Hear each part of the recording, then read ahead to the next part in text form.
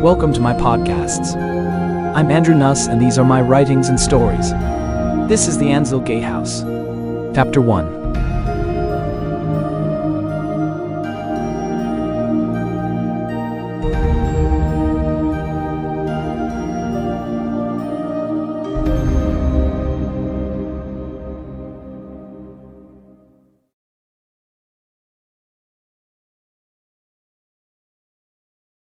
Chapter 1. New Beginnings. Alicia Alcorin ran through the dark, wet passages, her heart pounding in her chest. They had found her again. She flew down the cavern chambers, her feet pounding hard with the echoing sounds of dripping water from high above. She discovered this new set of chambers a few months ago when, on a hunch, she took to exploring Ansville City's deep caverns, which it was built on top of. She could feel she was close to a crossroads. It gave off a slight magical sensation she had grown accustomed to. The life she had fled from was built around magic and its deep mysteries. That was the past. She would never return to that life again. The horrors of what went on had no accountability. Nobody stood up and said they had gone too far. Family was a dangerous word. It invoked the darkest terrors of some of the two world's most powerful and influential humans. After years of running, she had slowed down, hoping that she had escaped her relentless pursuers. Nobody would know her in Ansville City, and nobody could tell she was running from someone. After gaining employment in Tarkin's capital, she was on edge for the first 2 weeks. Everywhere she walked, her fingers were inches from the sword hilt that had become part of her. Training in the most ruthless places made it a necessity. But here the quietness of the city and the seeming peace about the place had given her pause. Was she free at last? Had she truly escaped the brutal, dark horrors her mind kept playing in her mind? Ansville City was large and filled with many different races of people. Surrounded by the twilight forest on the eastern edge of the Whiteface River and an abandoned Dragonblood outpost to the north, there was no safer place. The world was still feeling the devastating war between Dragonblood and the White Council. It was long in coming, her father, as always, playing the master puppeteer behind the world governments. He had masterminded many brutal wars for his own benefit, caring nothing for human or fey life.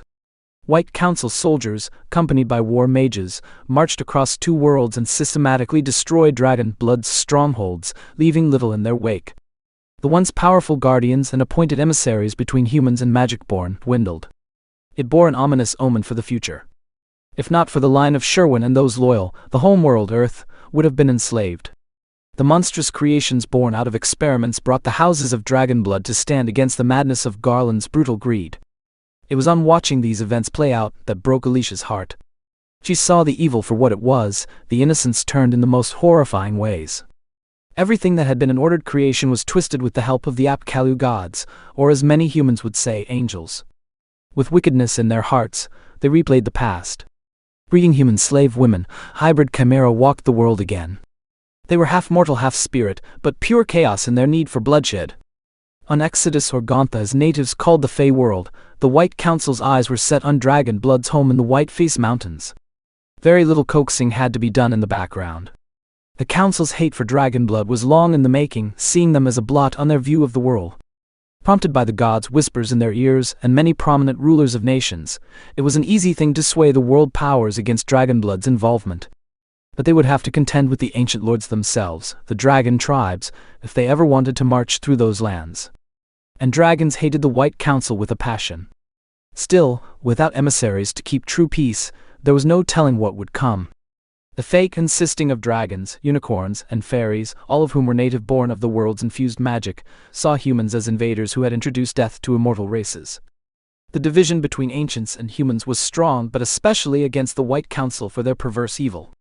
Their listening to the gods and underlings were all poisoning the world, tainting the purity of deep magic. They owed a great blood debt. Alicia had watched in horror as the devastation played out while fleeing across the world. At the height of Dragonblood's golden age, they had amassed great knowledge, even after the ancient lords had placed a binding spell on humanity never to remember their technology and its devastating, destructive power.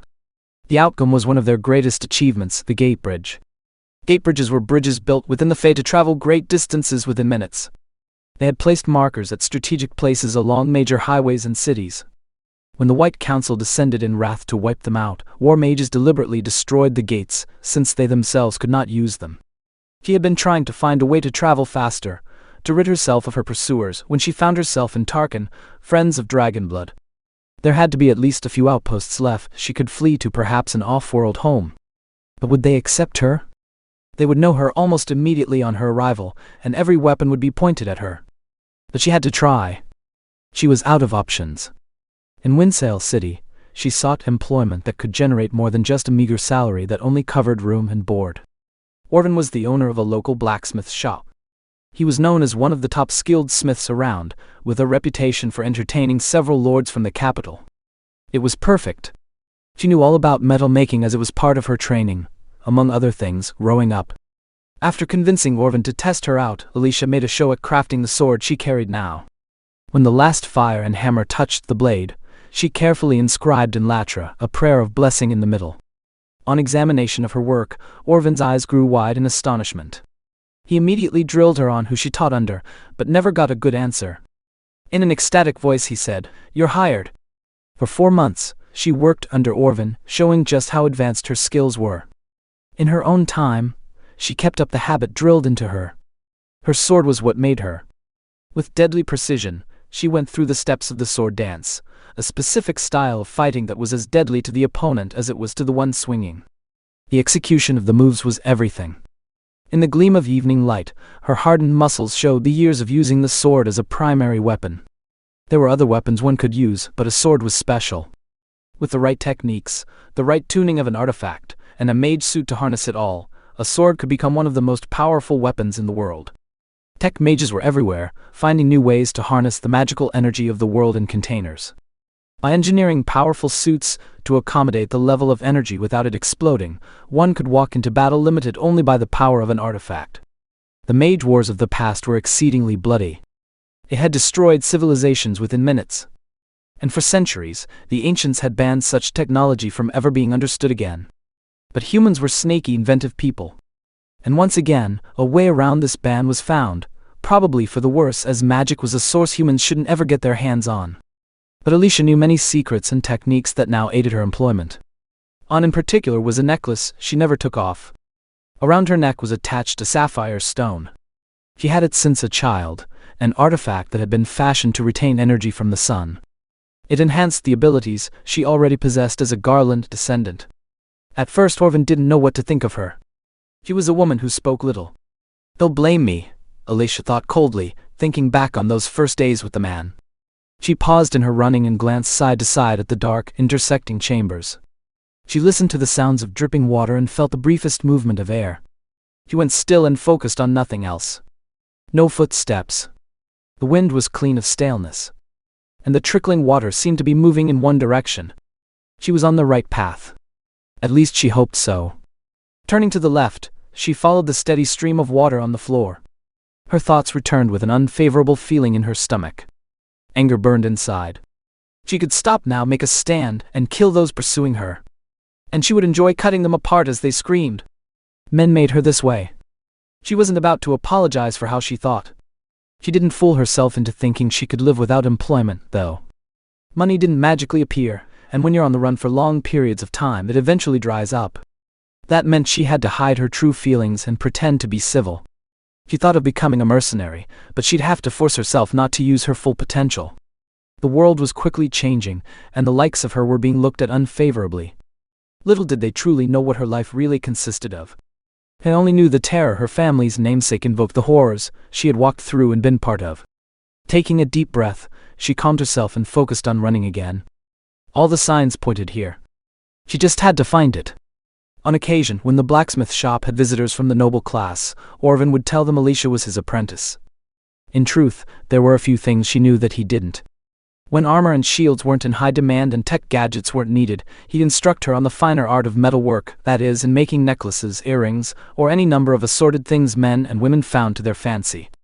It was a strange partnership. She didn't complain, and under his employment, she regained what she had lost in her last run. It was a good life, all considering. How they found her, she didn't quite understand. Orvin had come to the shop after a day's worth of selling some trinkets they had made earlier. Bursting through the door, his face looked haggard. In his hands, he carried a bag of the more costly items that didn't sell. Fear was written across his face as he looked at her. Alicia dropped the hammer in her hand. She had been working on another exquisite sword for one of the local lords. It clanged hard against the anvil. Her heart skipped several beats at seeing Orvan's expression. Thoughts swirled in her head in rapid succession. Orvan dropped the bag onto a nearby counter and ran to a side closet. Dragging out a small bag, he turned to her and let it drop onto the anvil. She stood frozen, her eyes darting towards the door. Around her neck, the sapphire stone began to hum softly in response to her adrenaline spiking. "Take it," he said briskly. "Don't ask why. Your horse is saddled and fed. A Tarkin patrol is heading here to take you in. There's a heavy bounty on your head the likes I've never seen before. You have to leave the country." He blinked back, dumbstruck at the bag, then at the man. "Why? Why are you helping me?" Orvan gave a grim smile. "The world is a mysterious place. Its inhabitants are even more mysterious, filled with secrets and spies." He nodded to the back door. "You are a good person, and I won't be bargained with blood money. Now go. I provided you with enough coins to reach the border of Terrell. If you're lucky, you can escape into the Saville forest and petition its king for amnesty. Nobody will venture into that mystical land out of fear of its powerful magic." He looked hard at her. "I suspect you wouldn't be afraid of such things." Alicia blinked again in shock. Did Orvan know who she truly was? She wasn't given a chance to ask. He pushed her towards the door even as distant shouts were heard over the city market. On hearing the muffled shouts, she grabbed her sword, leaning against the door frame, and darted out the back door. She glanced back at the old blacksmith mouthing the word, "Thank you." He just smiled with a chuckle. She hadn't been idle in her free time. Part of her knew that wherever she wound up, she would be found eventually. She wondered if there was a tracking spell on her. She would have felt that, though. She pondered this for a while. When the pace of the shop slowed down, he ventured outside to the enormous city of Windsail and her many quarters that jutted upwards and out. It was situated on top of a large hill overlooking Silver Lake. He had been to Legend Island's ancient libraries in the past and pored over several maps, hoping to find what she was looking for. She knew something sinister was afoot when what had been recorded for centuries suddenly turning up missing. Large portions of documents detailing historical sites and annals of kingdoms were slowly being replaced with other books, more recently written, that didn't match the former narrative. She didn't have the proof, but she had suspicions about who was behind it. Being that most people didn't raid, it was easy to do. Only a select few people would care about what was happening. Raising an alarm over it wouldn't gain much attention either. All this had to be put to the side, though. Her wanderings and searching had led her to two really old maps, lost almost to the memory of a past age. This led her to travel to Windsail City. The caverns underneath were rumored to hold old relics, long with runes of a strange language on the walls. She knew, or more like felt, what the city had been.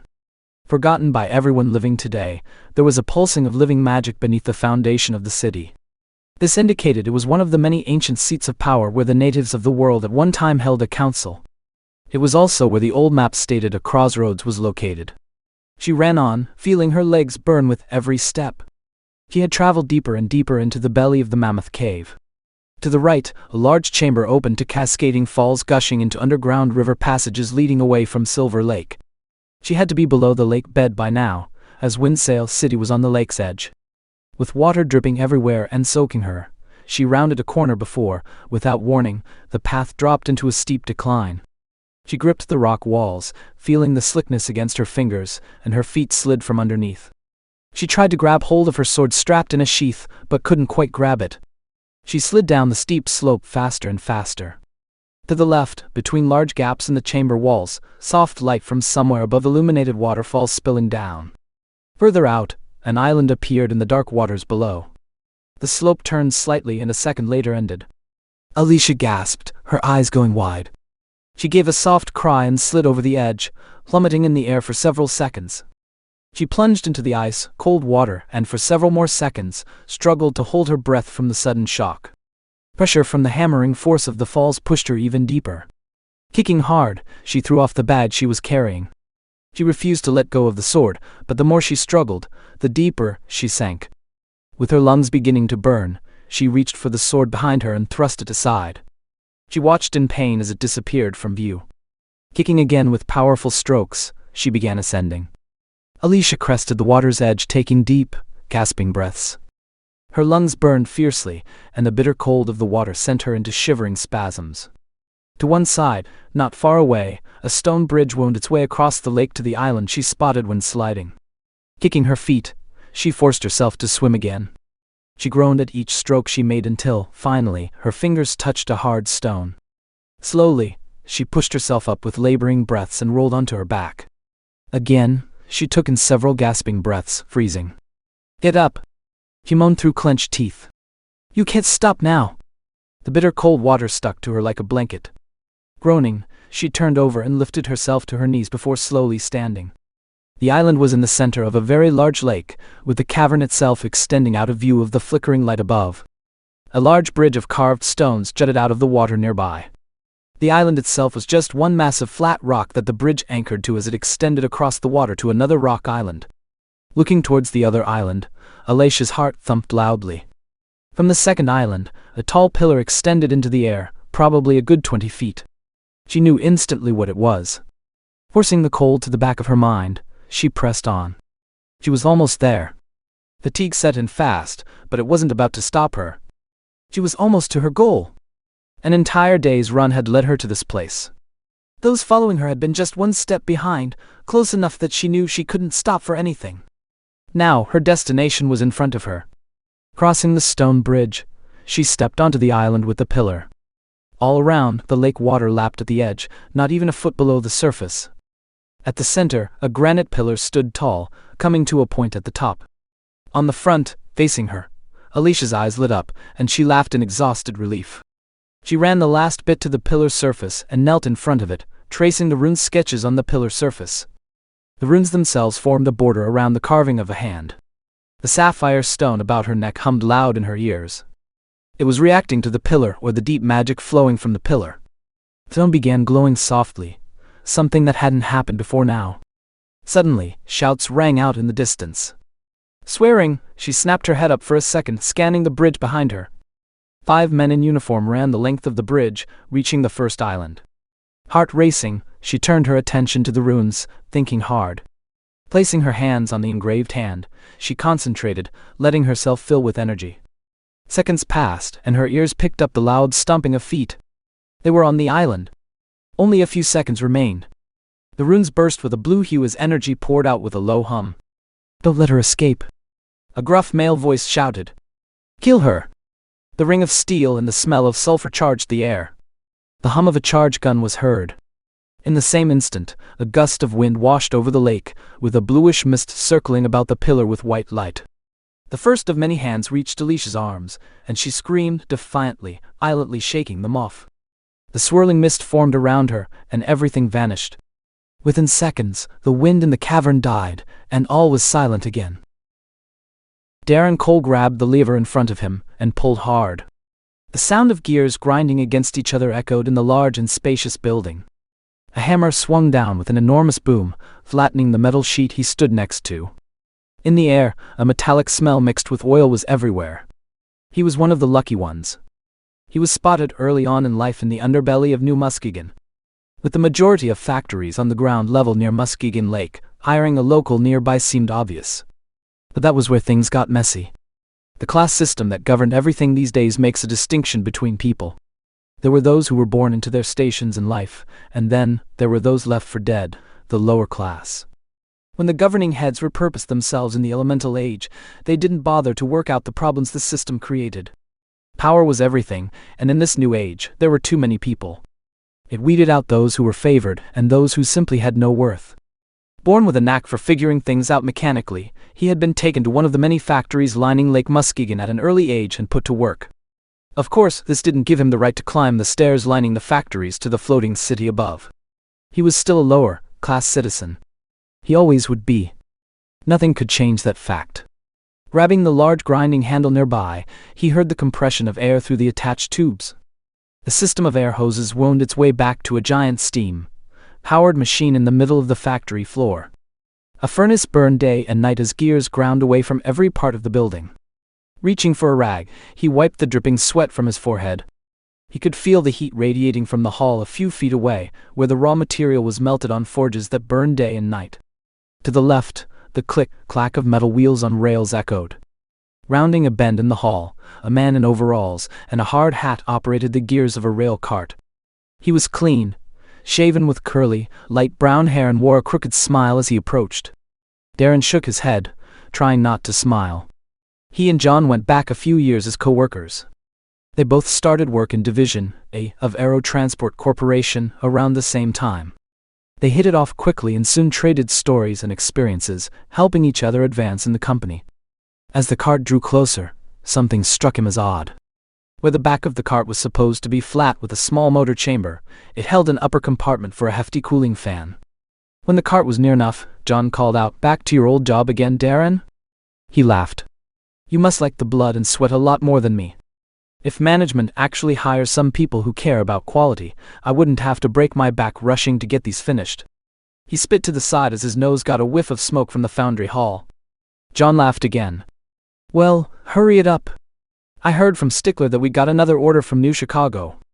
By the looks of things, they're building a new prototype, this one faster than anything we've seen before." He chuckled. Imagine that. As if on instinct, both Daren and John looked over their shoulders at a giant clock on the wall. A blaring sound escaped a nearby horn. Perfect timing. John grinned and offered a hand. Daren dropped the grinder and brushed the metal fragments off himself. With a single leap, he stepped onto the first rail and with the offered hand, pulled himself onto the cart bed. He leaned over and grabbed one of the railings lining the side of the transport cart. Glancing at the large cooling fan, he turned his attention back to John questioningly. John's face lit up with a mischievous smile. "I was working on a pet project of my own. I wanted to see how well it worked today." He pointed to the motor compartment. Daren leaned over, unlatched the small hatch, and glanced inside. His insides flopped in shock. He spun on John with a half-glare, half-hesitant smile. He couldn't bring himself to decide how he felt. "You rigged the dang thing. Where's the fuel mixer?" Everybody who knew a thing or two about elemental power knew that Synvin couldn't be used by itself, but with a mixture of half and half with components that dampened its level of potency. It was still a fairly new invention, Synvin-powered transporters. John had bypassed the steaming tubes altogether so that the potent liquid, a byproduct of the strange Synvin crystals, could work as steam did. The risky part was that the liquid was volatile. It had the potential to explode on its own. However, it did create a much quicker force of energy. It didn't evaporate like water did, and it lasted much longer. That is, if the flat cart and those stupid enough to be on it survived. He sighed heavily and slid onto the hard bed. John controlled the levers with precision, and soon, the cart was whisking through the factory faster than it should have. The wind produced by the cart's speed flowed through Daren's hair, and he soaked it up with deep breaths. He stood in a burning factory each day, and despite the easy task it would be to build a few redirecting pipes from the water generator to cool off the place, nothing was done. Nobody ever listened to his suggestions. He was a lower-class person without the power to suggest anything. To do so would get a harsh reminder of his station and the very real divide between social classes. The cart clicked its way across several factory departments until it wound its way into the assembly building. The building was a vast, dark, domed structure suspending mostly finished airships in the air, smelling of a mixture of sweetness, strong oil, and leather. Daren gripped the side rail with white knuckles. He could feel the wheels skip and slide over the tracks, and his heart pounded loudly. He sat frozen, unsure of what to do. All the while, John held a superior, death-defying grin on his face. He was immensely proud of his achievement and laughed. Crossing under several half-finished ships, Daren picked out the two that were almost ready for shipping. He would have to inspect those tomorrow. The large oval tubes at the back would be the propulsion tubes that Synvin would use to expel its strange energy. Not many scientists understood how the energy worked, but it kept the ships afloat. When the oil heated in the compressed stream, it supercharged the inside of the crystal casing, creating an enormous outward reaction. The energy was intense, as it could move some of the heaviest crafts around effortlessly. If compared to the last age, one scientist found it could harness enough energy to wipe out several cities with just a few supercharged drops. And I am riding on top of more than a few drops, Daren thought. He shook his head at the stupidity of the whole thing. How did John always manage to get him involved? The clockhouse station was a long cement walkway on one side of the rails. A large closed door led to the many office rooms of management personnel, with a large box fastened to the nearby wall with time-stamped cards. "Help me here!" John leaped up and grabbed the brake lever. Daren got to his feet, steadying himself, and made his way to where John held a hand on a long lever to one side of the cart. Together they pulled hard, running with the strain of the speed they contended with. The lever beneath his gloves shook violently as the smell of rubber pads burned into his nostrils. Sparks flew out from underneath with a high-pitched squeal. He braced himself hard against the force, but began to slide. 10 feet from the landing area, the cart ground to a violent halt, and he lost his footing. He swung hard across the cart, barely able to hold onto a railing. Falling to his knees, he looked up. John howled with laughter and ran to him. His eyes were wide with excitement. Patting him hard on the back, John exclaimed, "Now that's a great way to end the day." Daren bowed his head, trying to cover the panic welling up. It was exciting. He had to give John that. Would he do it again? Not in a million years. Getting his bearings again, Daren leaped off the death machine and made his way to the landing pad, where a line of co-workers was already waiting to leave. Oh, someone in front of him whispered. He jerked his head to the left in the direction of the supervisor's office. It was a Friday, so most of the management personnel had the day off. He knew Scott did, and he was all that mattered. Oh crap. John began swearing and ducked behind Emily, one of the assembly workers Daren had gotten to know. She was kind to him, but like most women, she seldom tried to get to know him or anyone else. The outside world was harsh, especially on women. If she knew how to work machines and get her hands dirty, that was a good start but didn't guarantee anything. The laws were more guidelines these days, and enforcement was only for when you broke government rules. Society's lower class was on its own. On one end of the long platform, the supervisor stood. If steam could pour out of his nostrils, it would. Instead, smoke from a cigar floated around his head. He hacked several times and paused to clear his throat. I told him those things were bad for him. Daren whispered with a shrug. What did you do that for?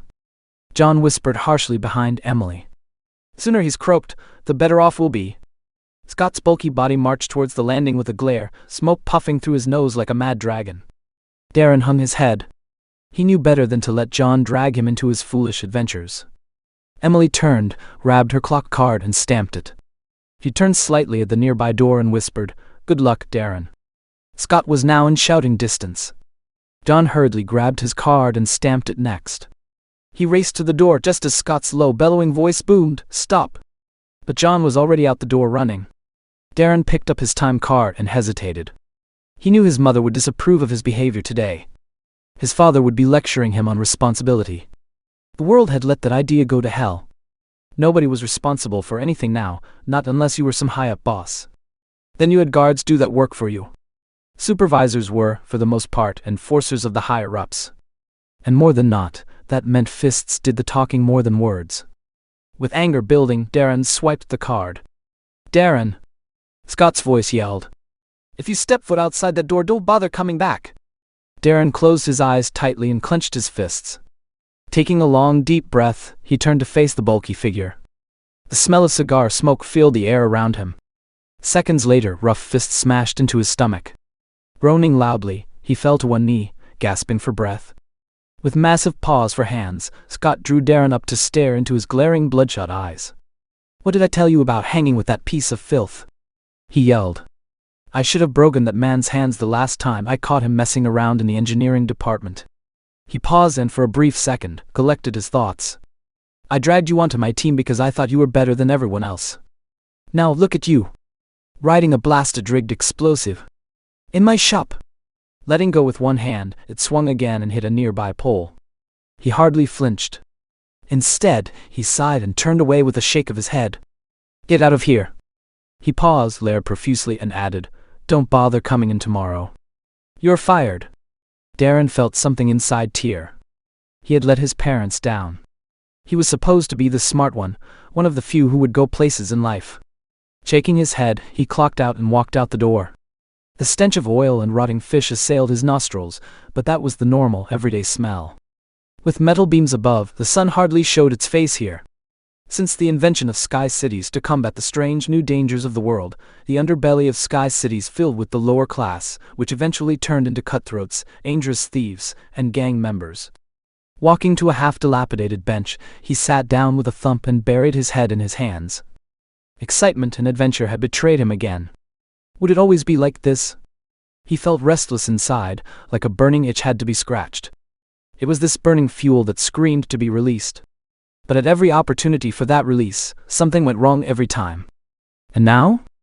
Now, he was in real danger. He was back in the world of those who would as soon cut you for no other reason than to steal your clothes. The hum of engine fans and the movement of the many sections of New Muskegon drowned out everything for a moment. Long shadows moved across the lifeless vegetation on the ground. In a whisper, Daren asked nobody in particular, "What do I do now?" He sighed heavily and looked towards one of the large staircases encased in clear walls, with posted guards at their stations. He looked up at the moving city above and wondered. He had been up there once or twice before on a dare. Maybe he could do it again, but this time stay there. He had heard rumors of those who had done just that, and had made a good living racing their past lives for a new one.